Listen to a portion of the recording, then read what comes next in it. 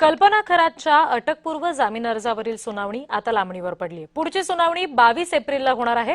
मूळ फिर्यादीच्या वकिलांनी न्यायालयाकडे आता वेळ मागितलेला आहे असं समजतंय.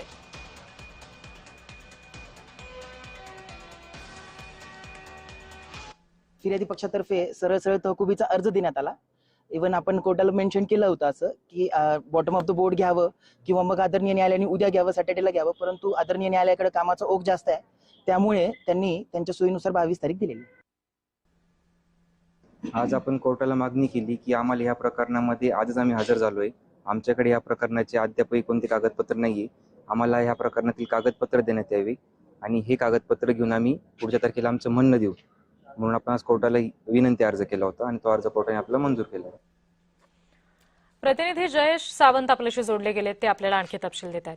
जयेश, नक्कीच आपण बघितलं तर भोंदू खरात याच्या संदर्भातील जे शेतकऱ्यांची फसवणूक आणि सावकारकीचा जो गुन्हा 31 मार्च रोजी शिर्डी पोलीस ठाण्यात दाखल झाला आणि त्यात या गुन्ह्यामध्ये भोंदू खरात त्याच्या पत्नीसह 5 जणांवर हा गुन्हा दाखल करण्यात आला, ज्यामधील अरविंद बावके आणि किरण सोनवणे हे 2 आरोपी जे आहेत ते शिर्डी पोलिसांनी ताब्यात घेतले आणि एसआयटी कडे यापूर्वीच जो आहे तो भोंदू खरातचा ताबा असल्यामुळं या प्रकरणातील मुख्य आरोपींपैकी एक असलेली कल्पना खरात ही जी आहे गेल्या 17 दिवसांपासून जे आहे फरार आहे.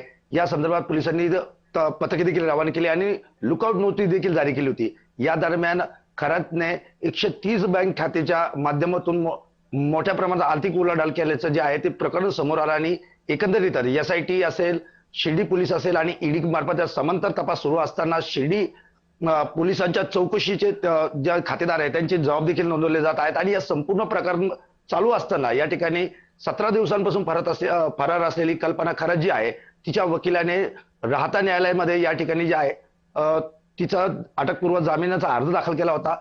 10 एप्रिल रोजी कल्पना खरातचे वकील जे आहेत त्या सुनावणीकरिता गैरहजर असल्या कारणाने ती जी सुनावणी आहे ती आज रोजी झाली आणि आज या ठिकाणी आहेत फिर्यादी जे आहेत या फिर्यादी त्यांच्या वकिलांनी जे आहेत त्यांची बाजू मांडण्यासाठी न्यायालयाला वेळ मागितला आणि वकिलांच्या विनंतीला मान देऊन कल्पना खरात यांची अटकपूर्व जामिनाचा पुढील सुनावणी जी आहे 22 एप्रिलला आहे आणि त्या सुनावणीकडे आता आपलं लक्ष असेल. पुढचं तपशील तुमच्याकडून घेऊ. जयेश, तुम्ही असेच जोडलेले राहा.